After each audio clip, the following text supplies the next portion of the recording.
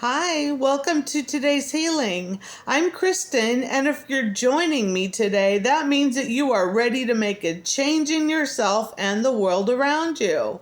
We're going to be talking about Carl Jung's 4 major archetypes today, and I've already done 2 of them in the last podcast. So today we are going to be doing Anima, Animus, which counts as 1, and the self. So this is going to be short. There's not a lot of information that I need to give you, but it's compact and very informative. So let's get started with Anima Animus. Anima is the unconscious feminine aspect within a male psyche. Animus is the unconscious masculine aspect within a woman's psyche.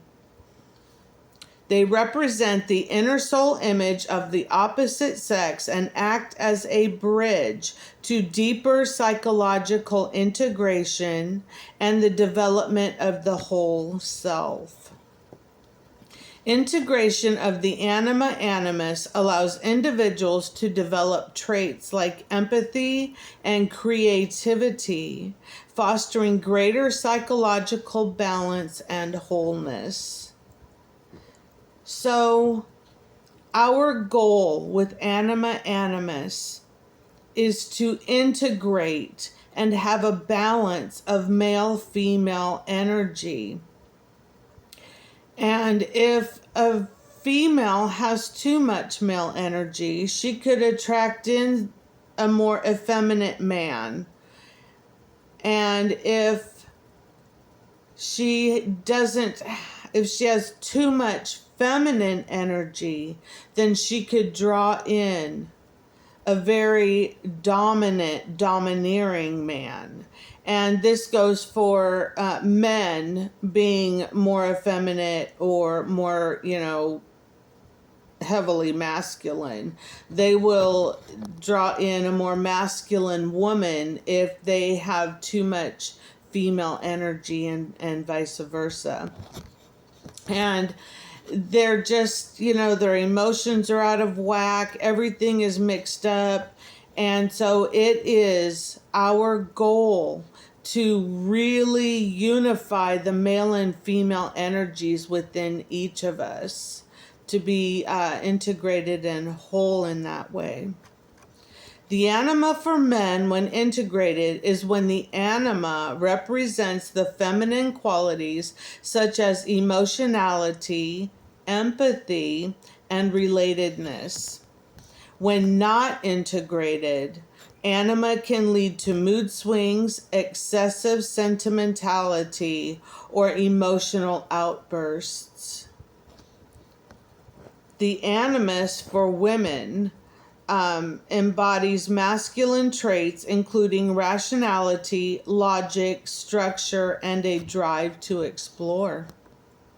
Integrated animus provides a woman with the internal support, decisiveness, and creative assertiveness. Unintegrated animus manifests as an inner judge, constant criticism, irrational beliefs, or a sense of victimhood. And I know we have all experienced unintegrated animus individuals. They're not easy to be around. And now we have the self archetype. And I'm going to preface this with saying that, I don't want to oppose Carl Jung, but we all have our own insights, don't we? We all know what feels right for us and what doesn't feel right for us. And I consider the self as the whole being, not quite an archetype. And I feel like it is the solid tree. The self is who we are. And we are the solid tree. And from that branches off the other archetypes, the other three major archetypes. And then off of those branches are the 12 minor archetypes, which I will get into in future videos. So the self is what we are really totally integrating, but we're integrating all the other archetypes into the self. This is what I believe. And so, just because something is written or studied or someone is a leader in this or developed this, it doesn't mean that it is gospel and that you have to believe what is written. So I believe in Carl Jung and all that he has developed and studied and worked toward for our better understanding. I fully do, and that's why I bring you his content. But there are some things, and I've read many other books about all different kinds of things, and I can sense what feels right and what doesn't. And so this is our opportunity to take what feels right for us and expand on that. And, as long as we are living our life and moving toward a higher spiritual goal, do what makes you feel good about it. So, okay, the self archetype. Let's get into that then. It is the archetype of totality and the organizing center of the psyche, representing the union of conscious and unconscious aspects of the individual. The psychological development toward becoming a complete and unique individual. The psyche is a self-regulating system that actively strives for growth and balance. And this, I would think, is overall, not just branching off, but as the whole being. The self is not a fixed entity, but a dynamic, evolving principle that provides meaning and orientation in life. Totality of the psyche is when the self encompasses the entire individual, including the conscious ego and the vast unconscious mind.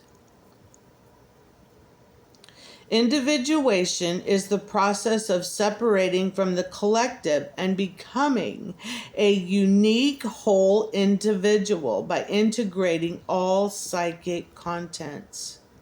The self is the inner guiding force, steering the individual through this process of integration and wholeness. Sorry, it looks like I had a little dark spot there. The self appears in dreams and myths as symbols that represent a union of opposites, like the yin-yang symbol, or an individual that has both demon and hero qualities. The self is the total personality, while the ego is a smaller conscious aspect of it, like a smaller circle within a larger one. Experience of the self is profound and awe-inspiring, often described as a religious revelation or the equivalent of a God image within the psyche. I have experienced, I don't know if it's religious, but a spiritual, a few times where I have just reached that level that I was just like taken to my knees literally and sobbing and just, I literally went to my knees. This happened 3 times and I knew I was having a spiritual breakthrough. And it is awe-inspiring. And I have to say it is incredibly humbling. So if you have experienced this or you are going to experience this, good on you, because it really pushes us forward and brings clarity. I mean, there's still confusion because then it's like, what now? But, it is awe-inspiring and humbling, very humbling.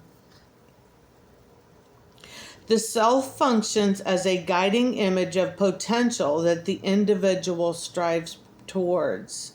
Individuals work to integrate opposing forces within themselves, such as the conscious and unconscious, or personal and collective aspects of the psyche. The ultimate goal of human psychological development, according to Jung, is to realize the self to become a psychologically complete and authentic individual. And so I would feel that the self is trying to integrate all of the other archetypes. So you take from this what you feel is right for you and discard what isn't right for you. It's okay to throw things out, What we're doing is piecing together what is right for us for our own spiritual journey and authentic lives.